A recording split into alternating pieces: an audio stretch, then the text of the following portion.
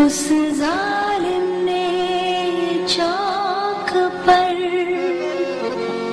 हमने कलेजा। Eu tomo ansiolítico, eu tomo relaxante para dormir, Dorflex e dipirona. Eu me trato com os remédios normais para paracetamol, Benegripe, essas coisas. Torcilax, Tranquilax, que é para dor no corpo. Para dor de cabeça.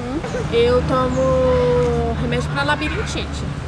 Não, me automedico mesmo. Todo dia.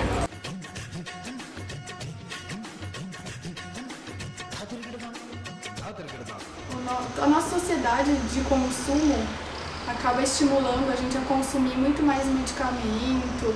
Acho que muitas pesquisas são feitas pensando no interesse das indústrias farmacêuticas e não no interesse dos pacientes. Acho que assim, há uma ligação muito grande. Acho que a saúde na nossa sociedade é vista como uma mercadoria e as indústrias farmacêuticas entram com um papel muito importante nisso. Eu tenho uma crítica que é a centralização dos medicamentos. Então, às vezes a medicina tradicional ela acaba se centralizando demais em medicamentos, esquecendo que existem algumas terapias ou algumas possibilidades de tratar o paciente de uma forma mais integral, sem a necessidade de resolver rapidamente com um medicamento só. A solução da medicina tradicional ocidental são os remédios. Suas doses, maiores ou menores, mas sempre remédio, sempre uma química, que é dominada pelo sistema dos laboratórios e tal. Então não se lida de outra maneira, não existem muitas formas técnicas diferentes da medicação. E essa medicação depende do dinheiro, né? Porque no serviço público você tem medicação que é dada na rede pública, mas na maioria das vezes está sempre faltando alguma coisa, não tem remédio que você quer, não tem hoje, só vem a semana que vem. Então o paciente fica dependendo dessa medicação que lhe foi prescrita e nem sempre ele tem acesso a ela. Quando o paciente tem acesso financeiro à medicação, são as farmácias que controlam tudo isso. Então a grande característica da medicina ocidental tradicional é o uso basicamente da medicação como solução. Sim, você não se preocupa em promover a saúde. Você quer curar a hora que ele já está, a hora que ele já não está bem. Em vez de você prevenir e evitar que ele não fique bem. Acho que é muito para esse lado que nós estamos vivendo hoje.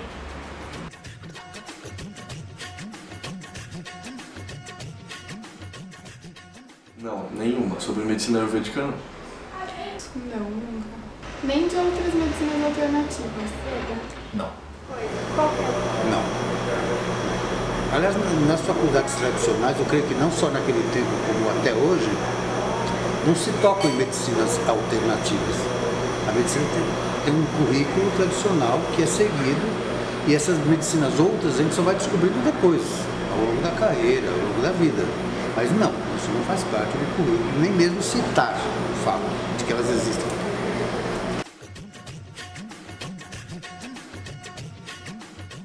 Ayurveda?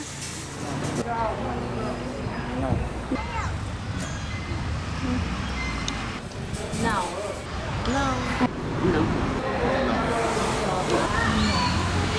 Ayurveda já ouvi falar, mas não conheço ainda. O Ayurveda, ele é um sistema de medicina indiano. A gente pode chamar de uma racionalidade médica.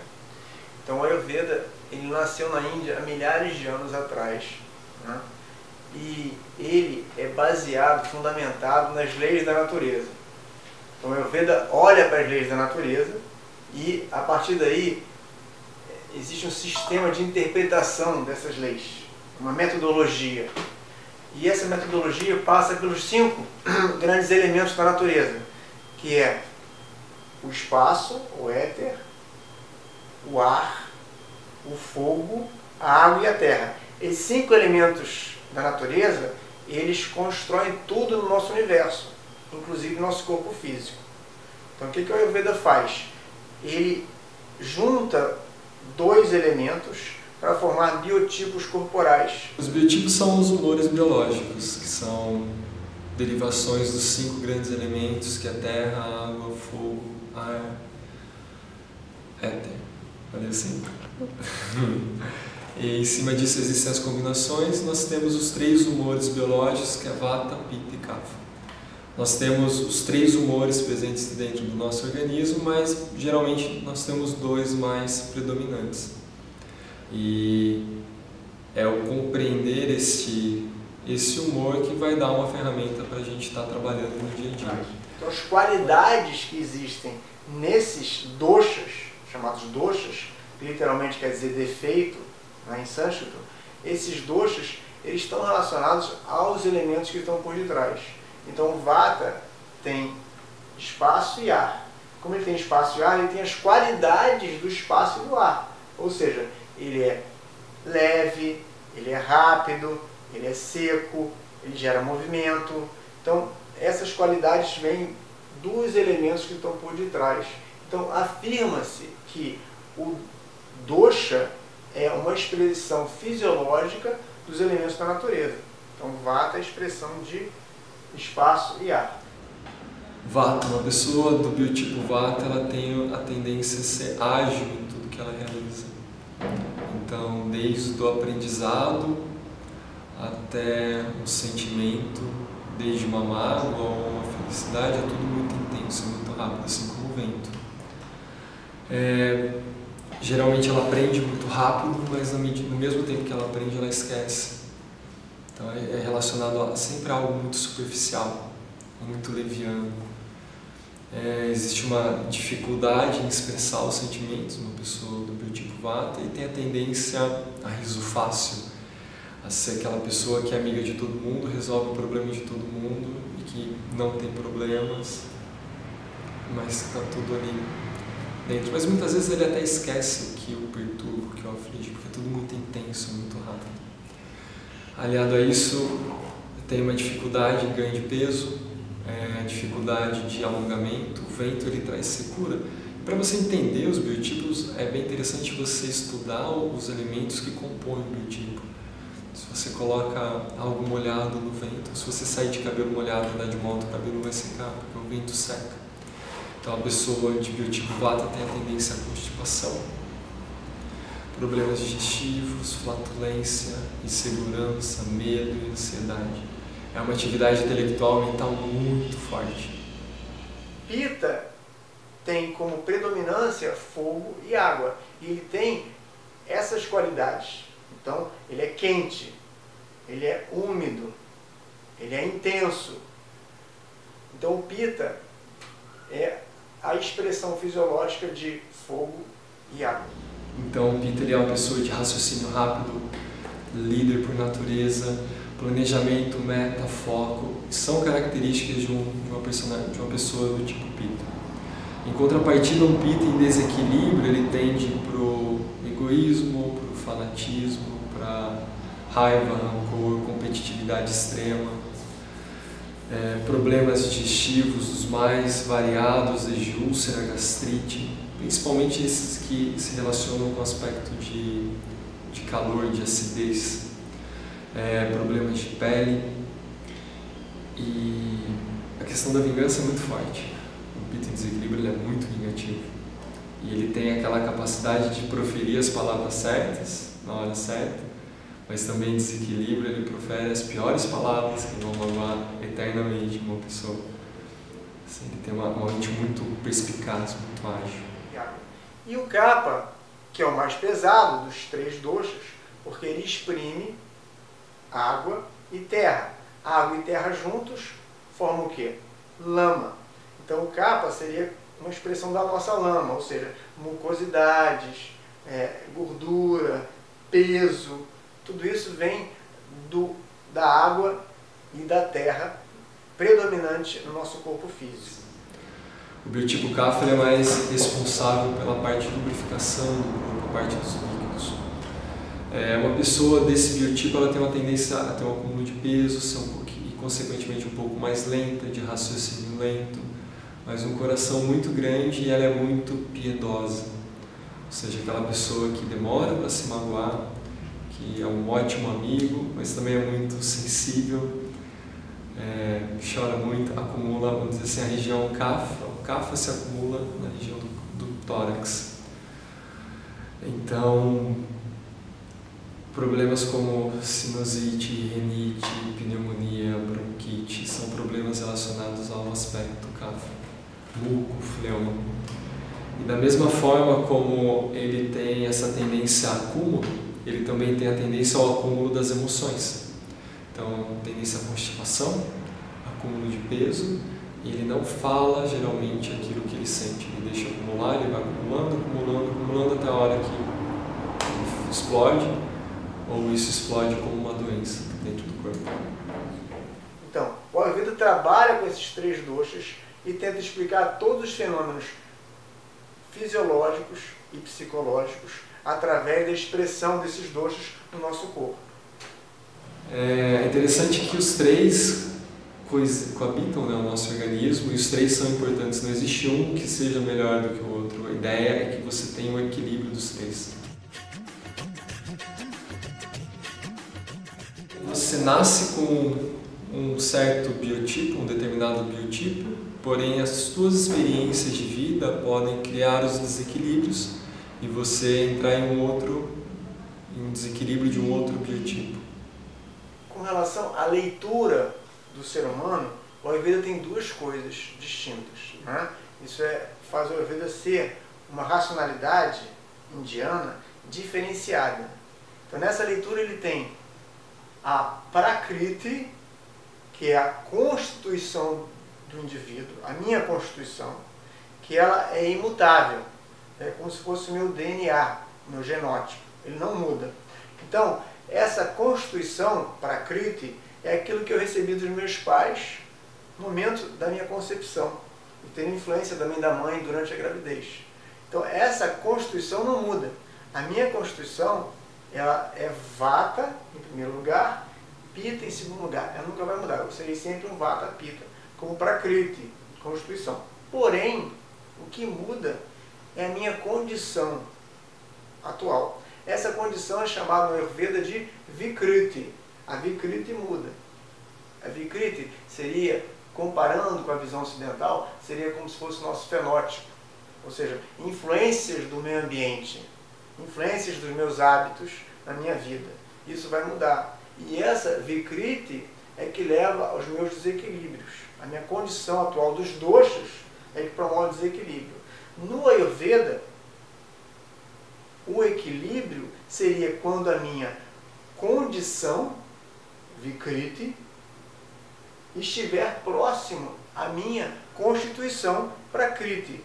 Quando condição é semelhante à constituição, essa semelhança dos doshas gera equilíbrio, gera saúde, gera bem-estar. Quanto mais distante eu estiver da minha constituição, mais doente eu estarei. Maior será o meu desequilíbrio e menor será o meu bem-estar. Então a pessoa, quando a minha condição ela fica próxima à minha constituição, eu sinto um bem-estar. O meu bem-estar, a minha saúde física e mental, ela vem dessa semelhança, dessa sintonia entre condição e constituição. Constituição que não muda, condição está sempre mudando. Um dia eu posso acordar mais vata, porque dormi mal à noite, insônia é um desequilíbrio de vata, posso acordar mais vata, e no meio do dia comer muita pimenta, me irritar, me estressar e ficar mais pita. Isso não é mudança da minha constituição, isso é mudança da minha condição. O que mais me ajuda, na verdade, que eu busco na Ayurveda, quando eu estou equilibrada, é a potencialização, né? Porque a Ayurveda é isso, é saúde e a plenitude da saúde. E quando a gente fala de saúde aqui no Ocidente, a gente pensa assim, não ficar doente. Na Ayurveda não, é você cada vez melhor, é cada vez mais pleno, é todo o seu potencial de ser humano. Então, quando eu estou bem, né, porque tem fatores externos que às vezes nos desequilibram, a gente pode, né, fazer tudo certinho, mas tem fatores externos que nos causam desequilíbrios. Mas quando eu estou bem, eu procuro usar sempre a alimentação baseada no dosha Pitta para potencializar ele, que é o que vai me dar toda a atitude e comportamento para concretizar, para fazer, para ter aquele comportamento característico do dosha Pitta, né? É aquela coisa da atitude mesmo, de liderar, de fazer. Quando eu estou em desequilíbrio, normalmente eu desequilíbrio em kapha, e eu crio muito muco. E daí eu busco o quê? Diminuir a oleação no corpo, por exemplo, Porque quando eu tô equilibrada, passar óleo no meu corpo todo dia é legal. Na hora que eu não tô, eu tenho que diminuir isso, porque óleo vira muco também. Então são coisas que você descobre, você não entendia porque antes, de repente, você cria muco sendo que você não tá doente, né? Você não tá gripada. Por que você tá com muco? Era alimentação. Na visão do Ayurveda, a gente não usa exames complementares. Não há essa necessidade. Por quê? Porque na visão do Ayurveda a gente vai fazer a leitura da pessoa, não é da doença. A gente vai usar apenas uma história detalhada e um exame físico minucioso. Por isso que a consulta ayurvédica demora mais tempo, porque a gente não tem ferramenta de exames complementares, como na medicina ocidental, porque não há necessidade. A gente vai fazer a leitura da pessoa. E o tratamento é da pessoa e não da doença. Então a gente vai usar o toque, vai usar a palpação do pulso, vai usar a observação da língua, vai usar a observação da pessoa, como a pessoa fala, como a pessoa se expressa, como ela caminha.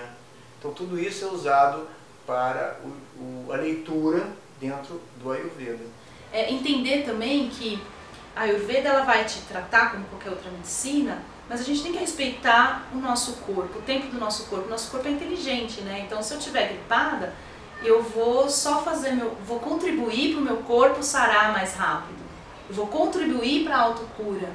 Mas o processo de estar gripada, ele não vai deixar de existir, né? A única coisa que vai acontecer é que eu vou facilitar isso. Eu não vou ficar gripada 2 semanas. Provavelmente eu vou ficar 5 dias, 7, no máximo, uma coisa bem leve. É isso que a Ayurveda pode ajudar muito, assim, nessa consciência de respeito do corpo e na aceleração da saúde de novo.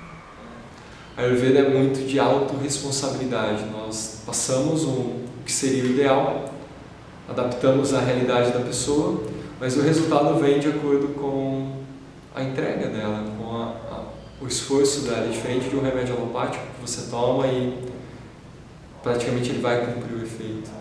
A questão da Ayurveda é muito de uma mudança de hábito. É mais uma mudança de hábito do que qualquer outra coisa.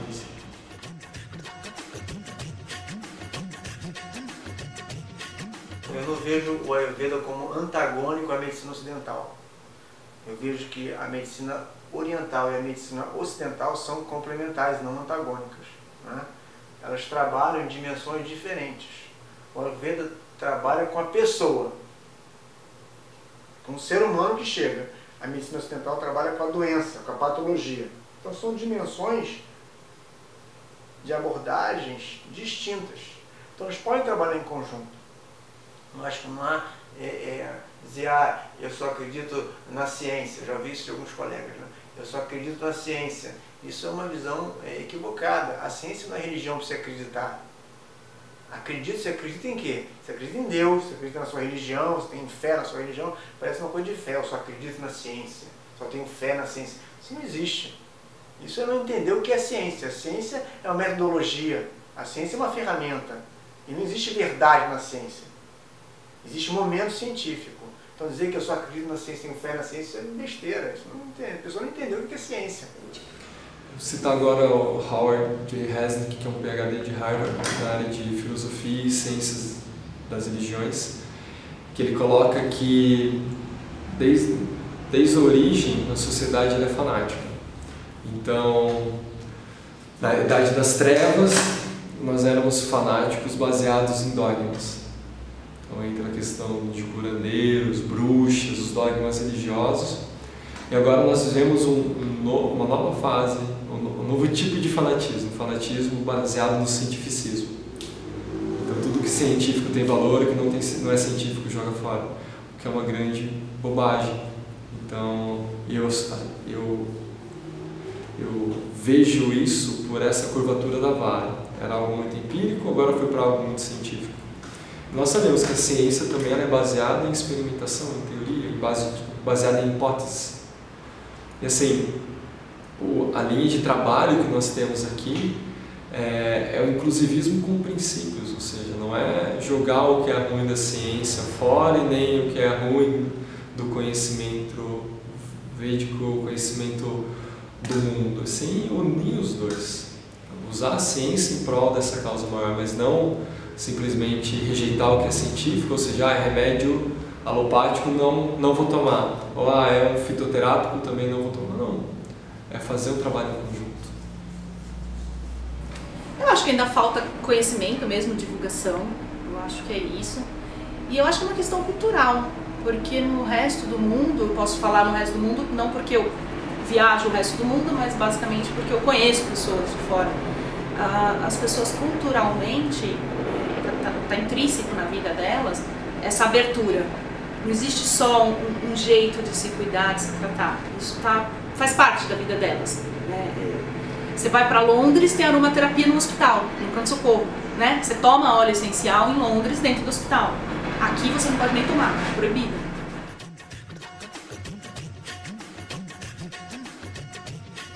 Minha vida é ayurvédica, não é só quando eu fico doente. Eu me trato, não é que eu me trato, eu vivo a Ayurveda. E eu deixei a Ayurveda entrar na minha vida. Então, desde março do ano passado, eu sou 100% Ayurveda. Antes era apenas assim, uma massagem ali, uma prática acolá. Hoje não, a minha alimentação inteira é baseada na Ayurveda, a minha rotina é baseada dentro daquilo que eles consideram ideal para a manutenção da saúde, plenitude da saúde. Então hoje não é só uma válvula de escape. As plantas ayurvédicas são aquelas descritas nos textos clássicos do Ayurveda. Muitas dessas plantas você pode encontrar no Brasil, ou primas dessas plantas, ou plantas semelhantes, que têm propriedades semelhantes.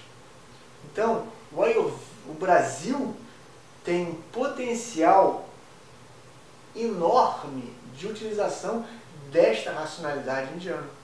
Porque o clima no Brasil é parecido com o clima do sul da Índia. Imagina você poder ter na sua casa uma farmacinha caseira. Sabe? Você tem uma ervinha para dor de cabeça, algo para verme, ou para dor de barriga, para prisão de ventre, para cólica, para enxaqueca, ansiedade, insônia. O quanto não seria economizado para a saúde pública? O quanto as pessoas deixariam de tomar uma série de remédios por conta própria? E assim, a médio e longo prazo, o impacto que isso não causaria na saúde da pessoa e no aspecto financeiro dos custos de saúde no país. Porque o Ayurveda fala o seguinte: na região que a gente vive, nós encontramos os alimentos, as plantas medicinais e os medicamentos naturais adequados para tratar os nossos desequilíbrios. Então é aqui no Brasil que a gente encontra os alimentos adequados, as plantas adequadas. Não é na Índia. Esse é o diferencial do Ayurveda. A gente pode muito bem usar o Ayurveda brasileiro.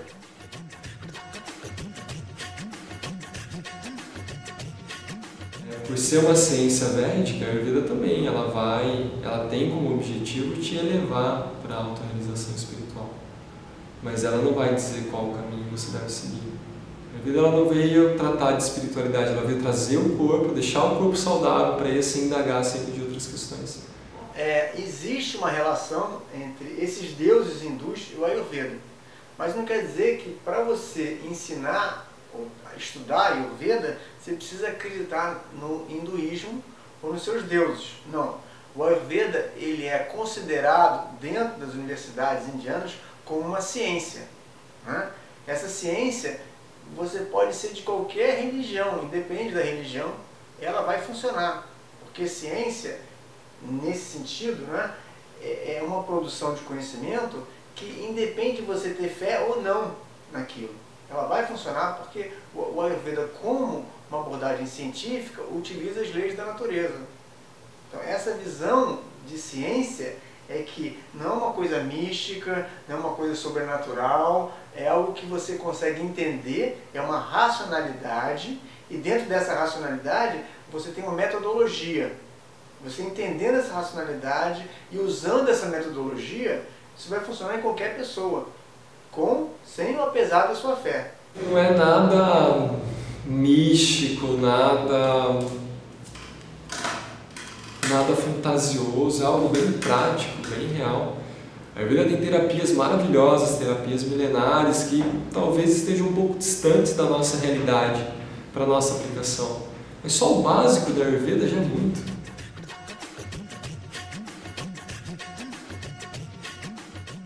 Identificando qual o teu biotipo, quais as tendências, quais as virtudes, quais as dificuldades, você compreender um pouquinho melhor a tua psique, o teu organismo, e em cima disso organizar um estilo de vida chamado tecnicamente de dinacharya, ou seja, uma rotina adequada ao teu biotipo. Cada um tem um biotipo diferente, não existe uma receita de bolo para todo mundo, cada um tem as suas peculiaridades, e querer que todo mundo seja igual é um dos maiores crimes que a gente pode cometer com as pessoas. Cada um tem um estilo, cada um tem um jeito, tem uma mente, tem emoções diferentes. A ideia é você dar ferramentas para que a pessoa se conheça e, em cima disso, trilha a jornada dela. O bom da Ayurveda é que você tem uma rotina, mas ela não é castradora, né? O que a Ayurveda te propõe é você ter uma rotina de saúde, né? Para te manter equilibrada, para te manter no seu pleno vigor, todo o seu potencial, tal. Então não tem problema se você sair um dia dessa rotina. Não tem problema eu no ano novo ter tomado cerveja e ficado até 3 horas da manhã e no mesmo dia não acordar às 6 da manhã. Foi um dia. Um dia não tem problema. O problema é que a humanidade vive todos os dias com os excessos. Então todos os dias as pessoas vão dormir tarde, todos os dias não, mas vários dias na semana as pessoas vão pra balada, sempre que elas podem, elas dormem até tarde. O horário dela de comida nunca é adequado. Então é isso que vai trazendo para o nosso organismo deficiências ou excessos que trazem os desequilíbrios. Então, na verdade, tudo pode, desde que ele seja uma exceção, não uma rotina. A rotina é a saúde, é saudável, é aquilo que é melhor para você. Se hoje eu sair, eu não vou sentir. Agora, se eu sair hoje, amanhã, depois da manhã, não sei o quê, pode ter certeza que eu vou sentir. Meu corpo vai padecer. Minha cabeça não vai ser igual, minha produtividade não vai ser igual. Enfim, é uma série de indicações: alimentação, hábitos de vida, prática de exercícios físicos, meditação e os tratamentos. Aí entra indicações de chá para acompanhar as refeições ou não, momentos de ansiedade. É bem interessante, todos com elementos ao alcance das pessoas, né? Não é algo muito distante, a gente busca sempre trabalhar com elementos que estejam dentro do contexto, da realidade de cada um. Mas o Ayurveda é uma coisa muito nova no Brasil, né? A Abra, por exemplo, tem 16 anos. Então não há ainda um reconhecimento, porque pouca gente conhece o Ayurveda, pouca gente valoriza o Ayurveda. Mas quem começa a estudar o Ayurveda vê que o Ayurveda é uma riqueza, é um tesouro, e tem um potencial enorme dentro do nosso país. Então, nosso objetivo no futuro é tentar regulamentar a profissão do profissional ayurvédico através de um projeto de lei e, a partir daí, conseguir mais incentivos para essa profissão, o terapeuta ayurvédico.